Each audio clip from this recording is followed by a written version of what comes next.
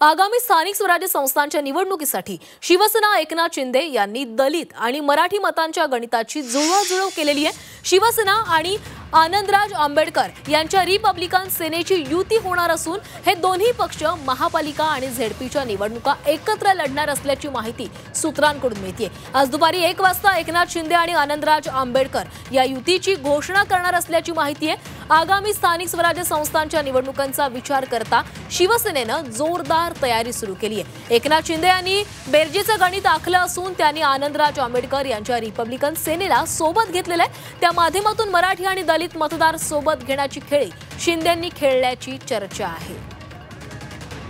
आणि या संदर्भात अधिक बोलूयात आमचे प्रतिनिधी कपिल राऊत आपल्यासोबत आहेत। कपिल, आगामी स्थानिक स्वराज्य संस्था निवडणुकीसाठी आता शिवसेनेनं गणित आखलेलं आहे। मराठी आणि दलित मतदार सोबत करण्यासाठी शिंदेंनी खेळी खेळलेली आहे, काय अधिकची माहिती आहे?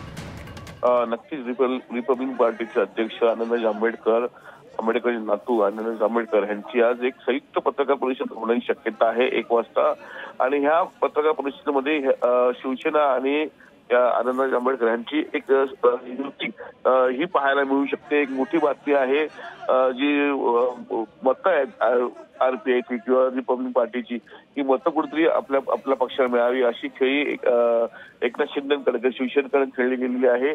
आणि एकीकडे प्रकाश आंबेडकर हे आघाडीशी जवळकी साधत असताना आता आनंदराज आंबेडकर आता हे शिवसेनेत येत आहेत किंवा शिवसेनेमध्ये युती करतात, त्यामुळे खरंच एक मोठी काही राजकारणाची बोलू शकतो।